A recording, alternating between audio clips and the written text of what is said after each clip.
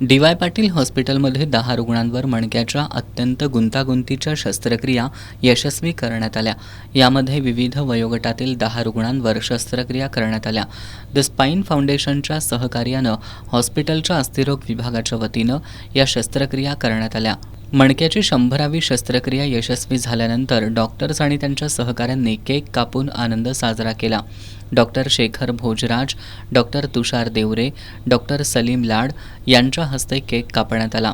Spine फाउंडेशनचे प्रमुख doctor Shekhar Bhojraj यांनी यावेळी बोलताना द स्पाईन फाउंडेशनच्या वतीनं डी.वाय. पाटील हॉस्पिटलमध्ये गेल्या 5 वर्षांपासून स्पाईन OPD आणि सर्जरी हा उपक्रम राबवला जात असल्याचं सांगितलं. की आज 6-7 वर्षाच्या पिरियडमध्ये आम्ही 100 स्पाईन सर्जरीज करून झाल्या आणि ह्या नुसत्या सिम्पल स्पाईन सर्जरीज नाहीत, खूप कॉम्प्लिकेटेड स्पाईन सर्जरीज पण ज्या मुंबईमध्ये सुद्धा काही ठिकाणीच होतात आणि जगभर पण अशा काही ठिकाणी होतात. अशा कॉम्प्लिकेटेड स्पाईन सर्जरीजसुद्धा आम्ही रेग्युलरली इकडे करतो आहे.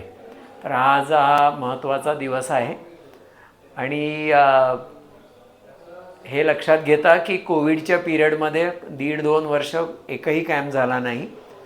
हे असतानासुद्धा 100 सर्जरीज पार पडल्या.